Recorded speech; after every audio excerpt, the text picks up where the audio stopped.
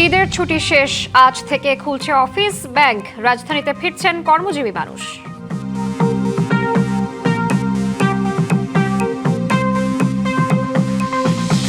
ঈদের ছুটিতে বেড়েছে দুর্ঘটনা, অর্ধেকই মোটরসাইকেল ও অটোরিকশা। 6 দিনে জাতীয় অর্থোপেডিক হাসপাতালে চিকিৎসা নিয়েছেন 1340 জন।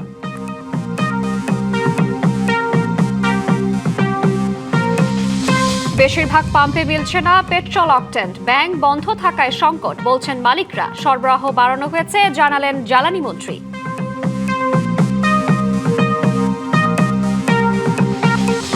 এবং প্রাথমিকে ভর্তিতে ক্যাচমেন্ট পদ্ধতি অনুসরণের পরামর্শ। পদ্ধতি যাই হোক, শিশুদের উপর চাপ কমানোর আহ্বান সবার। ঈদের শুভেচ্ছা সবাইকে। দেখছিলেন মার্কেন্টাইল ব্যাংক সংবাদ শিরোনাম, সাথে আছে আমি সুমাইয়া আফরিন শ্রাবন্তী। এবার জানাবো খবরের বিস্তারিত। ঈদের 7 দিনের ছুটি শেষে আজ খুলছে অফিস, আদালত, ব্যাংক। ছুটি শেষে রাজধানীতে ফিরছেন কর্মজীবীরা। সকাল থেকে রাজধানীর কমলাপুর রেলওয়ে স্টেশনে দেখা যায় রাজধানী ফেরাদের ভিড়। গাবতলী সায়দাবাদ বাস টার্মিনালে দেশের বিভিন্ন প্রান্ত থেকে আসা দূরপাল্লার বাসগুলো যাত্রী নিয়ে ভিড়তে শুরু করে। উত্তরবঙ্গ ও দক্ষিণবঙ্গ থেকে আসা যাত্রীদের চাপ ছিল সবচেয়ে বেশি। এবার ঈদের লম্বা ছুটিতে 17 মার্চ থেকে ফাঁকা হতে থাকে রাজধানী।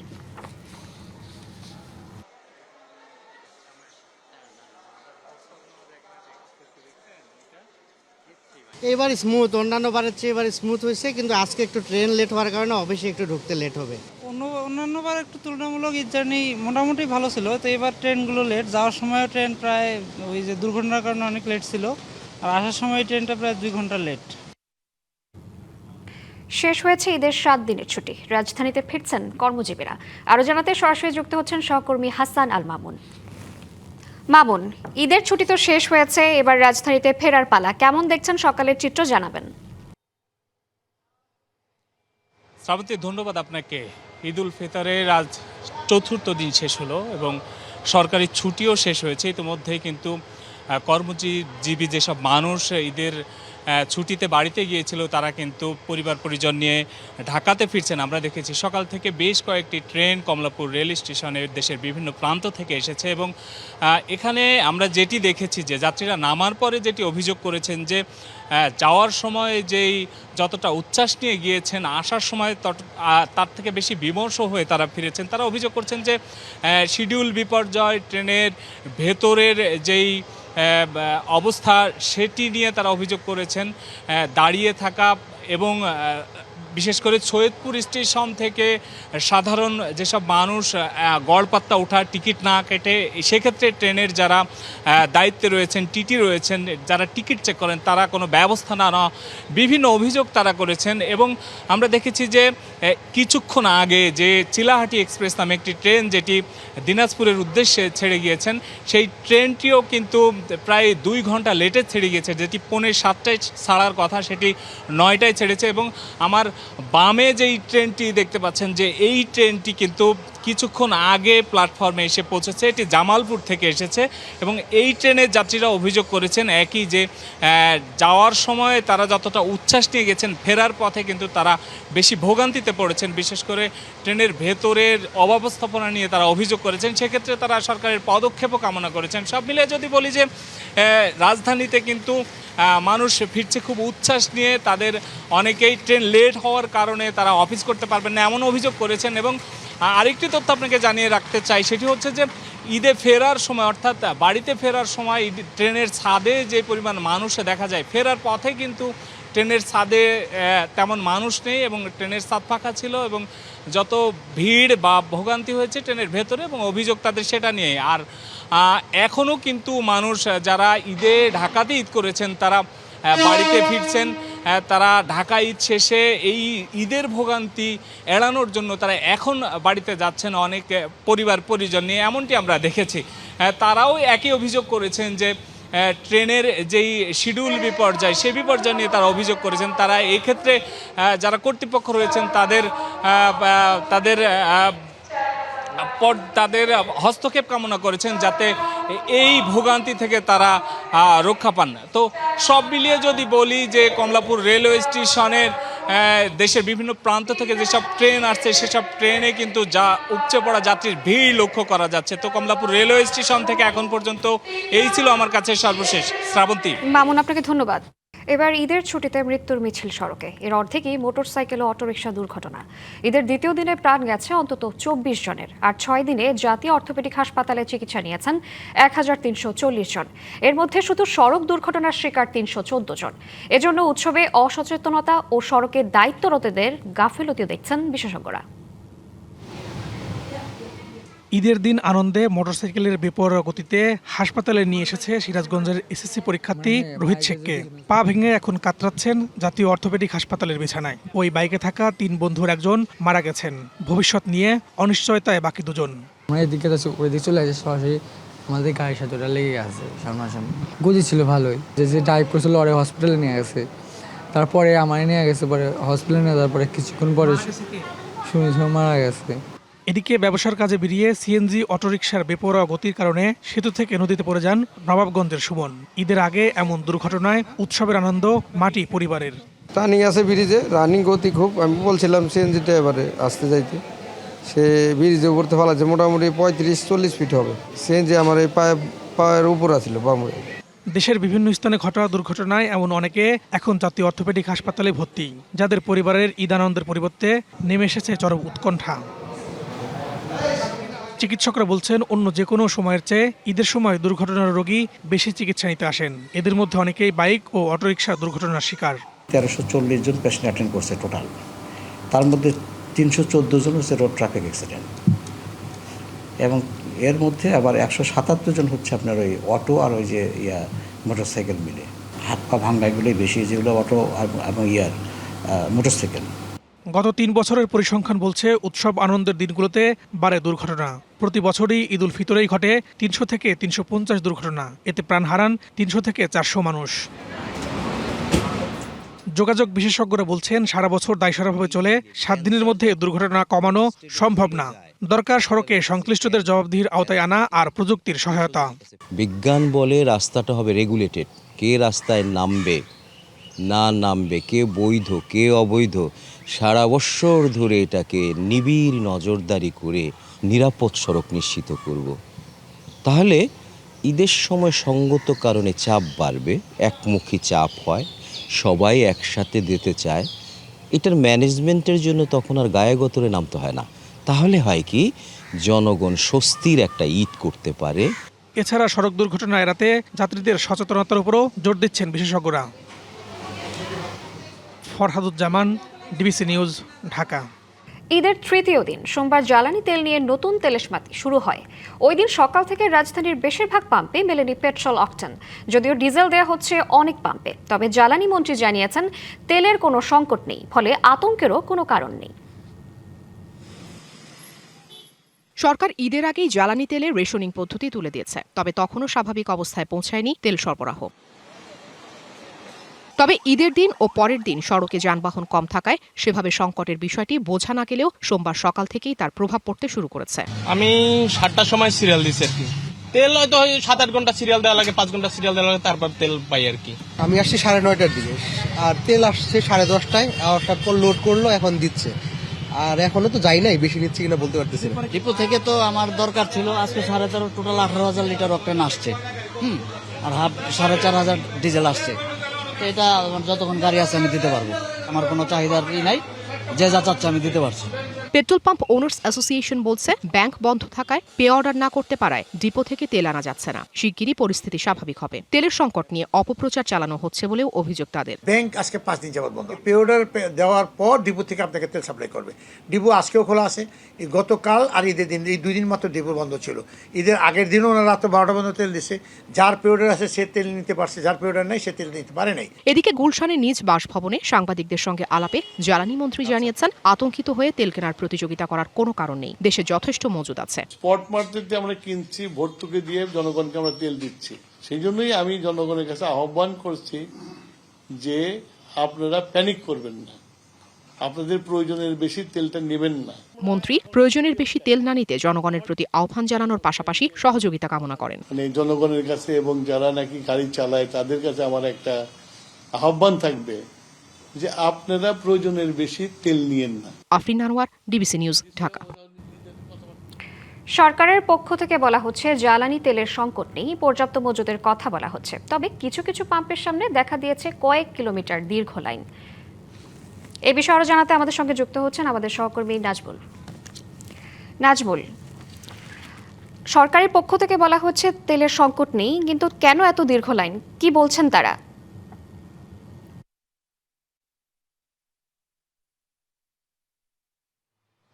শ্রাবন্তী, লাইনটা দীর্ঘ, তবে গতকালকে থেকে আজকে দেখছি কিছুটা কম। এখানে পাম্পের যারা কর্তৃপক্ষ রয়েছে তাদেরকে জিজ্ঞেস করেছিলাম, তারা আমাদেরকে বলেছে যে যতটুকু তেল আসলে পাম্পগুলোর প্রয়োজন, যতটুকু চাহিদা রয়েছে সেই চাহিদা অনুযায়ী ডিপো থেকে তাদেরকে আসলে তেলটা সরবরাহ করা হচ্ছে না। চাহিদাটা এখনই বেড়েছে, কারণ এক ধরনের গুজব সামাজিক যোগাযোগ মাধ্যমে ছড়িয়েছিল যে তেলের সংকট। তবে সরকারের পক্ষ থেকে বলা হয়েছে সংকট নেই।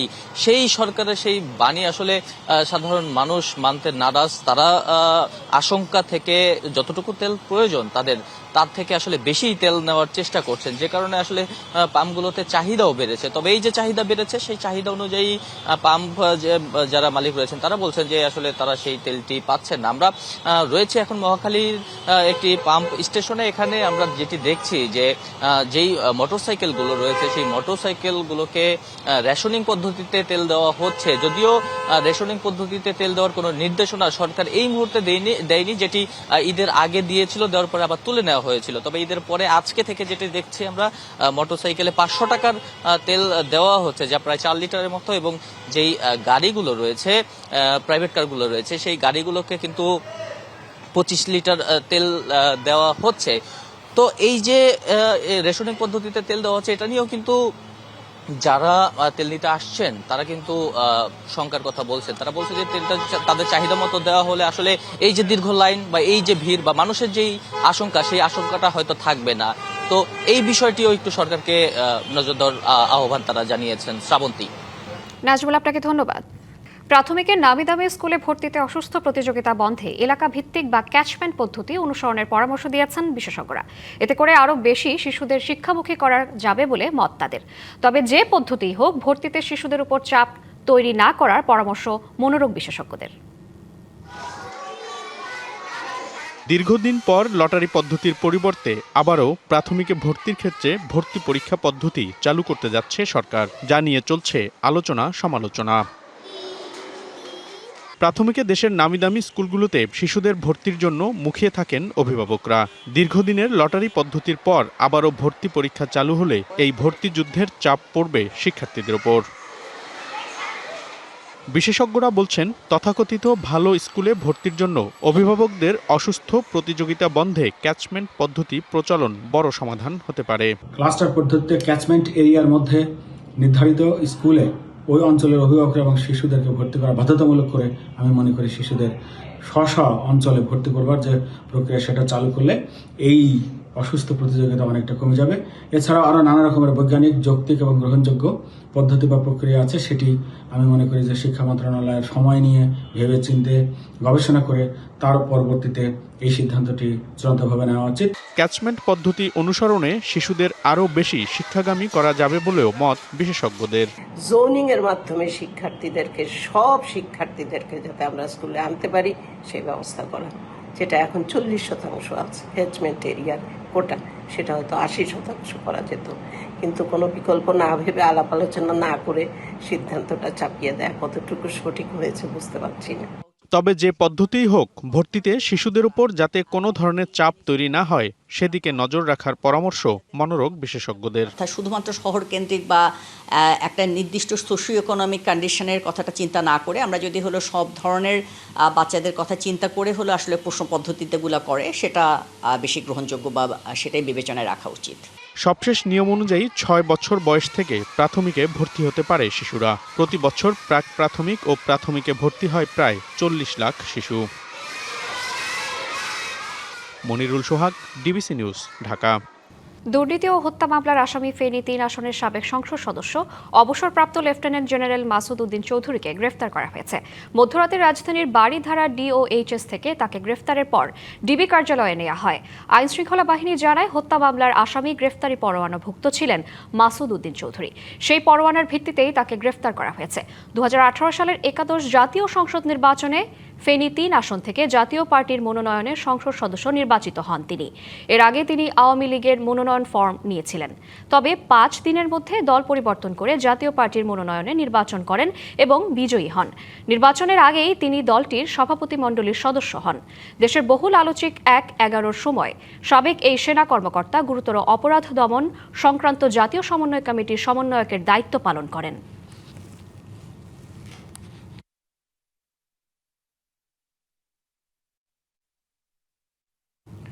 নারায়ণগঞ্জের ফতুল্লার লামাপাড়ায় চাঁদা না পেয়ে বাড়িঘর ভেঙে ফেলার ঘটনায় ভুক্তভোগী পরিবারের পাশে দাঁড়িয়েছেন প্রধানমন্ত্রী তারেক রহমান। ভেঙে ফেলা বাড়ি নির্মাণে সহায়তার আশ্বাস দেওয়া হয়েছে। একই সাথে জড়িতদের বিরুদ্ধে ব্যবস্থা নেওয়ার কথা জানিয়েছে বিএনপি। সোমবার বিকেলে জেলা বিএনপির আহ্বায়ক মামুন মাহমুদ ঘটনাস্থল পরিদর্শন করে এই আশ্বাস দেন। তিনি বলেন, ঘটনার সাথে বিএনপির কেউ জড়িত থাকলে তাদের ছাড় দেওয়া হবে না। একই দিন দুপুরে ঘটনাস্থল পরিদর্শন করেন জেলা এনসিপির আহ্বায়ক জুবাইর আহমেদ।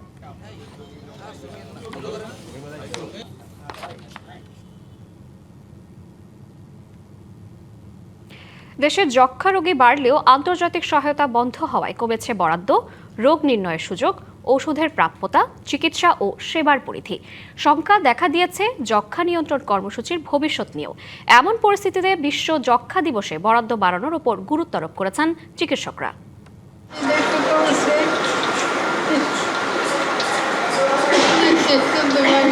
কোনাবাড়ির রাশিদা ভুগছেন যক্ষ্মায়। বর্তমানে চিকিৎসা নিচ্ছেন শ্যামলী টিবি হাসপাতালে। যক্ষ্মা একটি সংক্রামক রোগ যা মাইকোব্যাকটেরিয়াম টিউবারকিউলোসিস নামক ব্যাকটেরিয়ার কারণে হয়। বাংলাদেশে নানা কারণে বাড়ছে যক্ষ্মা। সরকারের সর্বশেষ হিসাব বলছে, প্রতি বছর 3,79,000 মানুষ নতুন করে যক্ষ্মায় আক্রান্ত হন। মারা যান 44,000। মানে কফ জমা, কাশ কাশ, জ্বর কাশ, এই আর শ্বাসকষ্ট।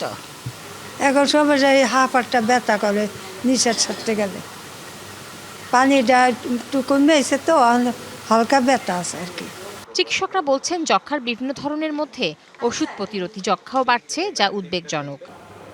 গুরুত্বপূর্ণ ওষুধগুলোতে দেখা যাচ্ছে ওষুধগুলো কাজ করে না, কারণ জীবাণুটা এই ঔষধ প্রতিরোধী জীবাণু। রিফাম্পিসিন এবং আয়নেজ জাতীয় অন্যতম মূল 2টা ঔষধ, এটা যখন প্রতিরোধী হয় সেই জীবাণুটা, তখন এটাকে এমডিআর বা মাল্টি ড্রাগ রেজিস্ট্যান্ট টিউবারকুলোসিস বলা হয়। সারা ওয়ার্ল্ডে যেমন চ্যালেঞ্জ, আমাদের দেশেও চ্যালেঞ্জ। বৈশ্বিক পরিস্থিতিতে বরাদ্দ বন্ধ হওয়ায় স্বাস্থ্য অধিদপ্তরের অধীনে যক্ষ্মা নিয়ন্ত্রণ কার্যক্রম বর্তমানে বন্ধ রয়েছে। যে শক্তি নিয়ে, যে মনোবল নিয়ে আমরা কাজ করতাম, এই ইউএসএইড বন্ধ হয়ে যাওয়ার পর আমাদেরকে বড় ধরনের নতুন চ্যালেঞ্জের মুখোমুখি হতে হলো। বিভিন্ন সংস্থার মাধ্যমে আমরা কিন্তু কোনো না কোনোভাবে আমাদের কার্যক্রমগুলো চালাচ্ছি। এমন পরিস্থিতিতে যক্ষ্মা নির্মূল ও নিয়ন্ত্রণ নিয়ে শঙ্কা দেখা দিয়েছে।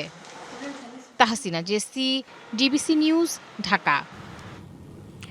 ঈদের টানা ছুটিতে 24 ঘন্টা চট্টগ্রাম বন্দর সচল থাকলেও সংশ্লিষ্ট অংশীজনদের মধ্যে সমন্বয় না থাকায় সুফল মেলেনি। দীর্ঘ ছুটি ও অংশীজনদের নিষ্ক্রিয়তায় কন্টেইনার জটের পাশাপাশি থমকে যেতে পারে বন্দর থেকে পণ্য ছাড়করণ। এনবিআর থেকে কাস্টমস হাউস খোলা রাখার নির্দেশ দেওয়া হলেও আমদানি রপ্তানি কার্যক্রমে দেখা দিয়েছে অস্থিরতা। চট্টগ্রাম বন্দরে ঈদের দিন মাত্র 8 ঘন্টা অপারেশনাল কার্যক্রম বন্ধ ছিল। বাকি ছুটির দিনগুলোতে 24 ঘন্টাই চালু ছিল দেশের প্রধান এই সমুদ্র বন্দর। ঈদের 7 দিনের টানা ছুটিতে বন্দরে পণ্য ওঠানামা চালু থাকলেও ব্যাংক, সিএনএফ, শিপিং এজেন্ট, পরিবহন, কোয়ারেন্টাইন, গুদাম, কারখানার কার্যক্রম ছিল সীমিত। অংশীজনদের মধ্যে সমন্বয় না থাকায় গতি ছিল না পণ্য খালাস প্রক্রিয়ায়। এতে বন্দরে কন্টেইনার জটসহ পণ্য সরবরাহ ব্যবস্থা ও উৎপাদন খাত চাপে পড়ার আশঙ্কা বন্দর ব্যবহারকারীদের। আমদানিকারক সে যদি তার ওয়ারহাউস যদি মানে পণ্য রাখা সংরক্ষণের জন্য যদি ব্যবস্থা গ্রহণ না করেন, তাহলে কিন্তু চট্টগ্রাম বন্দর যতই আপনার খোলা রাখুক 24 ঘন্টা 7 দিন খুব বেশি সুফল একটা পাবে না। এবং বন্ধের সময়ে যাতে ব্যাংক খোলা থাকে, শিপিং এজেন্ট যাতে খোলা থাকে, সিএনএফ যাতে সেবা দেয়, কাস্টম খোলা থাকবে, বন্দরের সেবা দিবে। দীর্ঘ ছুটিতে বন্দর, কাস্টমস ও সংশ্লিষ্ট সংস্থাগুলোর সমন্বয়ে কাজ করার কথা থাকলেও বাস্তবে তা হয়নি। আমাদের বন্দরের টিম সর্বদা এই বিষয়ে প্রস্তুত রয়েছেন এ সংক্রান্ত যে কোনো সহযোগিতা করতে। তারা যদি আসেন, যারা ইম্পোর্টার এক্সপোর্টাররা আছেন, তারা সময় মতো এসে যদি তাদের মালামালগুলো নিয়ে যান, তাহলে বন্দরের গতিশীলতা বজায় থাকবে বলে আমরা আশা করছি। লম্বা ছুটির কারণে আমদানি রপ্তানিতে স্থবিরতা নেতিবাচক প্রভাব ফেলতে পারে রাজস্ব আয়, উৎপাদন ও বিনিয়োগে। মাসুদুল হক, ডিবিসি নিউজ, চট্টগ্রাম। প্রায় 1000 বছর ধরে শেকড় ডালপালা ছড়িয়ে বিশাল আকৃতি পেয়েছে একটি তেঁতুল গাছ। সেই গাছের এমনই প্রভাব যে তারই নামে নাম হয়েছে গ্রামের। তবে সেই গাছ ঘিরে রহস্য আর গল্পের ডালপালাও বিস্তার লাভ করতে শুরু করেছে অনেক দূর। গাছকে কেউ করেন পূজা, কেউ বা মানত করেন। মুখে মুখে গল্প ছড়িয়েছে যে গাছের ডাল কাটে তার মৃত্যু হয়। তবে উদ্ভিদ বিজ্ঞানীরা বলছেন মানুষ মেরে ফেলার মতো অলৌকিক কোনো শক্তি নেই এই গাছের। বিশালাকার রহস্যজনক তেঁতুল গাছটি রাজশাহীর পবা উপজেলার হরিয়ান ইউনিয়নের তেঁতুলতলা গ্রামে। প্রাচীন এক তেঁতুল গাছ নিয়ে গজিয়েছে নানা গল্প, ছড়িয়ে আছে অনেক রহস্য। গাছটির এমনই দাপট যে গ্রামের নাম হয়েছে তার নামেই। তেঁতুল গাছের নিচে গড়ে উঠেছে একটি ছোট্ট বাজার। ডাল ঢুকে গেছে দোকানের ভেতর, বাড়ির ছাদে। গল্প আর বাস্তবতার ডালপালা এতটাই ছড়িয়ে গেছে যে কেউ গাছের ডাল কাটার সাহস পায় না। ছড়িয়ে গেছে এমন ভীতি, কেউ গাছের ডাল কাটলে মৃত্যু হয় তার। 1971 সালের মুক্তিযুদ্ধের সময় পাকিস্তানি হানাদার বাহিনীর একটি গাড়ি গাছটির ডালের কারণে বাধা পায়। বাধ্য হয়ে গাছটির ডাল কেটে একটু সামনে যেতেই গাড়িটি পড়ে দুর্ঘটনায়, মারা যায় অনেকে। কয়েক বছর আগে এক ব্যবসায়ী তার দোকান ঘেঁষা ডাল কাটার পর অসুস্থ হয়ে পড়েন তিনি। শতাব্দী ধরে তো আমাদের ইতিহাস, যেমন আমরা যদি বয়োজ্যেষ্ঠদের জিজ্ঞেস করি, তারা যদি তার এভাবে কয়েকটা পিঁড়ি দেখা গেছে যে বয়সটা সবাই বলছে যে গাছটা আমরা হয় দেখছি এরকম। আমার চোখে দেখা গাছে উঠি একজন বেয়াদবি কথাবার্তা বলিছে, মানে একটু টিটকেরা ভাব কথাবার্তা বলে না, আমরা বলার সাথে সাথে ডাল ভাঙি পড়িস। আমাদের মুসলমানদের পরিপূর্ণ বিশ্বাস থাকতে হবে যে গাছ আমাদেরকে কোনো ক্ষতিও পৌঁছাইতে পারে না, গাছ কোনো আমাদেরকে উপকারও পৌঁছাইতে পারে না। ক্ষতি, লাভ, লোকসান সব আল্লাহ তাআলাই করে থাকেন। শত বছর ধরেই বংশ পরম্পরায় গাছটির পূজা করেন সনাতন ধর্মের অনুসারীরা। অনেকে আসেন মানত করতে, দূর থেকেও মানুষ এসে মানত করেন। গাছটি ঘিরে ছড়িয়ে পড়েছে নানা কিংবদন্তি। আমার শাশুড়ি বলছিল যে হেলো এই জায়গাতে একটু মানা বিচার করো, মানিটা নিচে হলো, এই জন্যে আমি মনের বিশ্বাস আমি এই জায়গাতে ধূপকাঠি মোমবাতি ধরায় দিয়ে। স্থানীয় মসজিদের ইমামের দাবি, গাছটিতে বাস করা দুষ্টু জিন মানুষের ক্ষতি করে। জিনেরা এখানে ভয় দেখাতো মানুষের, এখানে আসলে তারা এই গাছে থাকতো জিন। এখানে ইসলাম বলছে যে কোনো ভয় ভীতির কারণে আজীব কিছু দেখলে মানুষ অজ্ঞান হয়ে যেতে পারে। উদ্ভিদ বিজ্ঞানীরা বলছেন পরীক্ষা ছাড়া গাছটির বয়স নির্ণয় করা সম্ভব নয়। ঘন ছায়াযুক্ত হওয়ায় বিশাল গাছটিতে অনেক পাখি ও পতঙ্গের আবাস। এ কারণে ব্যতিক্রমধর্মী কিছু লক্ষণীয় জিনিস মানুষের অবচেতন মনে সৃষ্টি হয়। তবে মানুষ মেরে ফেলার মতো অলৌকিক শক্তি এই গাছের নাই। এই গাছকে নিয়ে একটা আগে থেকেই লোকজ কাহিনী প্রচলিত আছে যে এই গাছের নিচে ভূত থাকে। আসলে ভূত বলে কিছু থাকে না, এইটা সম্পূর্ণ মস্তিষ্কের একটি কাজ। উন্নয়নের নামে সারা দেশে যখন চলছে বৃক্ষনিধন, তখনও কালের সাক্ষী হয়ে তেঁতুল গাছটি দাঁড়িয়ে আছে শত শত বছর ধরে। তাই গাছটি নিয়ে যুক্তিহীন কথা না ছড়ানোর আহ্বান সচেতন মানুষদের। Sourav Habib, DBC news, Rajshahi. বরিশালের বাবুগঞ্জে কৃষক ব্যস্ত আখের গুড় তৈরিতে। কৃষক বলছে এই গুড় একদম নির্ভেজাল। 50 বছরের বেশি সময় ধরে চলমান এই ঐতিহ্যে মিলছে বাড়তি আয়। বাজারজাতকরণে সহযোগিতা পেলে দক্ষিণাঞ্চল জুড়ে প্রসারিত হতে পারে এ শিল্প। কেউ মেশিনে আখ মাড়াইয়ে ব্যস্ত, কেউ রস ঢালছেন বিশাল কড়াইয়ে, আবার কেউ নাড়ছেন ফুটন্ত রস, যেন মিষ্টির ভাজে ভাজে লিখছেন জীবনের ইতিহাস। এই দৃশ্য বরিশালের বাবুগঞ্জের দেহেরগতি ইউনিয়নের বাহেরচর গ্রামের। প্রায় 50 বছর ধরে সনাতন পদ্ধতিতে তৈরি করা হচ্ছে আখের গুড়। বরিশাল বিভাগ জুড়ে প্রায় 1400 হেক্টর জমিতে আখ চাষ হয়েছে। কৃষক বলছে তাদের তৈরি গুড় একদম খাঁটি, মেশানো নেই কোনো রাসায়নিক। এখানে আসছে যারা নেয় তারা 180, 90, আবার কোনো সময় আর কমেও বেচা কিনে হয়, কিন্তু হেরা তো নিয়া 250-300 টাকাও বেচে। ফাঁস ওষুধ এগুলো দিলে যে টাকা আমরা বছর শেষে গুড় বিক্রি করি, 1 কেজি যেমন 200 টাকা বিক্রি করি, আসলে ন্যায্য এটা হয় না। ঠিক আছে, নর্মালি গুড়ের দাম আমরা যদি 250 টাকা করে পাই তাহলে মোটামুটি আমাদের পোষায়। 180-র ভিতরে সবাই লাভবান, কেউ লসখানে নাই। মাটি ও পানি আখ চাষের উপযোগী হওয়ায় শিল্প প্রতিষ্ঠান গড়ে উঠলে এ চাষ আরও বাড়ানো সম্ভব বলছেন কর্মকর্তারা। আর বাজারজাতকরণেও রয়েছে প্রশাসনের আশ্বাস। যতটুকু উৎপাদন এবছর হয়েছে, আগামী বছর যেন আরও বেশি পরিমাণ উৎপাদন আমরা করতে পারি এবং মানুষকে একদম ভালো মানের গুড় বলতে যা বোঝায় সেটা আমরা যেন দিতে পারি। বাবুগঞ্জ যেন এটার একটা রিসোর্স সেন্টার হিসেবে আমরা এটা তৈরি করতে পারি। এ জায়গায় মিল গড়ে ওঠে, তখন কিন্তু বাণিজ্যিকভাবে আবাদ শিওর বৃদ্ধি পাবে, কোনো সন্দেহ নেই। এখন সরকার যদি আগাই আসে তাহলে চাষিদেরও আগ্রহ বাড়বে, চাষি আবাদ বাড়াবে। কৃষকের ঘাম আর আগুনের আঁচে আখের রস হয়ে ওঠে গুড়। যদি মেলে সঠিক মূল্য আর সহযোগিতা, তবে এই ছোট্ট গ্রামই হয়ে উঠতে পারে খাঁটি গুড় উৎপাদনের অনুপ্রেরণা। Ziad Mahmud, DBC news, Barishal. ঈদের ছুটিতে রাজধানী ও আশেপাশের বিনোদন কেন্দ্রগুলোতে ছড়িয়ে পড়েছে আনন্দের ঢেউ। উত্তরার দিয়াবাড়ি পরিণত হয় এক প্রাণবন্ত উৎসবমুখর স্থলে। পরিবার পরিজন নিয়ে নানা বয়সী মানুষের পদচারণে মুখর হয়ে ওঠে পুরো এলাকা। তবে নিরাপত্তা নিয়ে অভিযোগ আছে অনেকের, পাশাপাশি খাবার ও অবকাঠামোগত উন্নয়নের দাবিও আছে।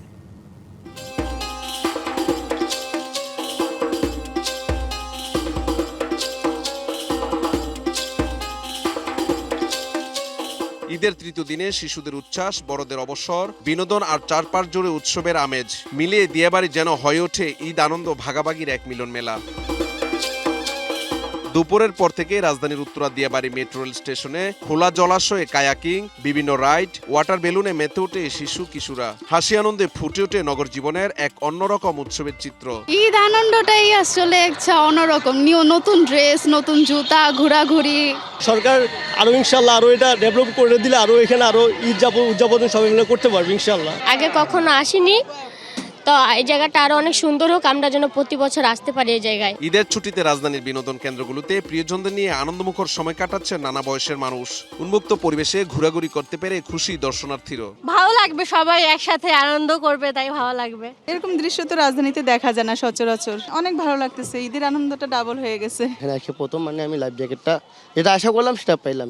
পুরো লেকের আশপাশ জুড়ে সুপরিকল্পিতভাবে অবকাঠামো উন্নয়নের পাশাপাশি নিরাপত্তা জোরদার করার দাবি অনেকের। বিভিন্ন মুভি থিয়েটার বা রেস্টুরেন্ট ছাড়া ঢাকার মধ্যে এই জায়গাটা একটু নতুন, একটু স্বাচ্ছন্দ্যবোধ লাগে, একটু গ্রাম্য ফিলটা আসে। অনেক সময় অনেক সিকিউরিটি কনসার্ন থাকে, ওইটার দিকে একটু নজর দিলে আমার মনে হয় সবকিছু ঠিক হয়ে যাবে। সরকারের কাছে দাবি একটাই, পর্যটক কেন্দ্র হিসাবে এটা যেন সরকার ঘোষণা করেন আর এদিকে যেন একটু দৃষ্টি দেন। ঈদের এই ছুটিতে রাজধানী জুড়ে উৎসবমুখর পরিবেশ, যেখানে পরিবার পরিজনের সান্নিধ্যে শান্তি খোঁজ মিলেছে নগরবাসীর। Mahmudul Hasan Nazim, DBC news, Dhaka. ঈদের টানা ছুটিতে দেশের সব বিনোদন কেন্দ্রে মুখরিত পর্যটকদের পদচারণায়। পার্বত্য রাঙামাটি থেকে শুরু করে দক্ষিণের সুন্দরবন কিংবা বাগেরহাটের ৬০ গম্বুজ সবখানেই ভিড় মানুষের। নির্বিঘ্নে ঘুরতে পেরে খুশি পর্যটকরাও। এতে সমৃদ্ধ হচ্ছে পর্যটন কেন্দ্রিক অর্থনীতি। হ্রদের স্বচ্ছ নীল জলরাশি, বোটে চড়ে হ্রদের সৌন্দর্য উপভোগ করছেন পর্যটকরা। মেঘ পাহাড়ের লেক ঝর্ণার মিতালি দেখতে অনেকেরই পছন্দের জায়গা রাঙামাটি। ঝুলন্ত সেতু, সাজেক ভ্যালি, পলওয়েল পার্ক, অরণ্যক সহ বিভিন্ন পর্যটন স্পট এখন মুখর পর্যটকের আনাগোনায়। বাচ্চা নিয়ে আসছি, ফ্যামিলি নিয়ে আসছি, সবার সাথে একটু ঘুরলাম, অনেকদিন পর একটু ভালো সময় কাটলো। রাঙামাটি আসলে যে সৌন্দর্যের পূজা হচ্ছে রাঙামাটি। রাঙামাটির প্রায় সব হোটেল মোটেলই পর্যটকে পরিপূর্ণ। এতে খুশি পর্যটন খাত সংশ্লিষ্টরা। খুবই খুশি, এখানে পর্যটক আমাদের যে হোটেল মোটেল প্রায় 80% বুকিং হয়ে গেছে। আশা রাখি এটা 100% হওয়ার সম্ভাবনা আছে। মালিক সমিতির পক্ষ থেকে আমাদের সকল বোটগুলা সংস্কার এবং রং করে প্রস্তুত রেখেছি। তবে অন্যান্য বছরের তুলনায় এই বছর ভালো পর্যটক হয়েছে, আমরা সন্তুষ্ট। ঈদের টানা ছুটিতে ভিড় বিশ্বের সবচেয়ে বড় ম্যানগ্রোভ বন সুন্দরবনেও। করমজল, কটকা, কচিখালী ও আন্ধারমানিক সহ অন্যান্য স্পটও মুখরিত পর্যটকের পদচারণায়। সুন্দরবনে গেছিলাম, বানর দেখছি, সবকিছু ঘুরে কেটে দেখছি। আমি হরিণ দেখছি, কুমির দেখছি, আর বানর দেখছি। আমরা ঈদের ছুটি উদযাপন করার জন্য এই সুন্দরবনকে বেছে নিয়েছি এখানকার প্রাকৃতিক সৌন্দর্য উপভোগ করার জন্য।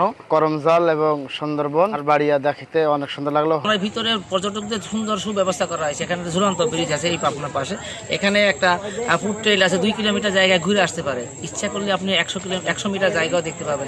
ঈদের ছুটিতে অনেকেই ছুটে যান অনন্য নিদর্শন বাগেরহাটের 60 গম্বুজ মসজিদ দেখতে। সার্বিক নিরাপত্তায় তৎপর প্রশাসনও। সঞ্জিদুল আলম, ডিবিসি নিউজ ডেস্ক। যেখানে সারাবেলা জল পাথরের বিতালি, স্বচ্ছ জলধারায় উল্লসিত অবগাহন, প্রকৃতির অতুলনীয় এই সৌন্দর্য ভিন দেশে নয়, শ্রীভূমি সিলেটের সাদা পাথর এলাকায়। তাই তো ঈদ কিংবা পার্বণে হাজারো মানুষ দর্শনার্থী ছুটে আসেন এমন সৌন্দর্যে সামিল হতে। আর এই মুখরতা ঘিরে সমৃদ্ধ হয় সিলেটের অর্থনীতির ভাণ্ডার। জীবিকার অবলম্বন খুঁজে পায় ছোট বড় অনেক উদ্যোক্তা। মমতাবিহীন কালস্রোতে বাংলার রাষ্ট্রসীমা হতে নির্বাসিতা তুমি, সুন্দরী শ্রীভূমি। কবিগুরু রবীন্দ্রনাথ ঠাকুর সিলেটের রূপে মুগ্ধ হয়ে সুন্দরী শ্রীভূমি বলেছেন। ঠিক বাস্তব চিত্র যেন এমনই। হাজার হাজার মানুষ এখানে ছুটে এসেছেন। স্বচ্ছ এবং শীতল জলে স্নান করে তারা ক্লান্তি ধুয়ে দিচ্ছেন। এসবই সিলেটের রূপমাধুরীর অনন্য এক বৈশিষ্ট্য। বছরভর জীবনের যান্ত্রিকতার বেড়াজাল ছাপিয়ে প্রকৃতির এমন সান্নিধ্য, ভ্রমণ পিয়াসী মন সত্যিই যেন মুক্ত বিহঙ্গ। শীতল জলে গা জোড়ায়, চোখ জোড়ায় মেঘালয়ের বিশালতায়। এ যেন ধরণীর বুকে এক টুকরো স্বর্গ। গরমের মধ্যে এই ঠান্ডা পানি খুব ভালো লাগছে। আমাদের দেশে এত সুন্দর জায়গা আছে। আমি প্রথম এসেছি ভোলাগঞ্জে, খুব ভালো লাগছে। এই বছর আইয়া খুব ভালো লাগে, পানি কম তবে এনজয় করাম সবাই মিলে। সাদা পাথরটা খুব এনজয় করতেছি, আমরা পরিবার সহ আসছি। আমরা উত্তরবঙ্গের মানুষ, এখানে আসছি, খুব এনজয় করতেছি, ভালো লাগে, খুব মজা লাগে।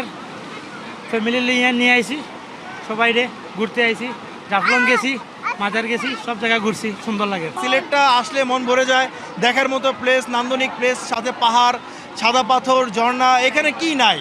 ঘাট থেকে মিনিট 10 নৌকা ভ্রমণের পর অতিথিদের স্বাগত জানায় বাহারি ঘোড়সাওয়ার। আছে আরো নানা আয়োজন, স্থানীয়দের বড় অংশই যেগুলোর সাথে সম্পৃক্ত।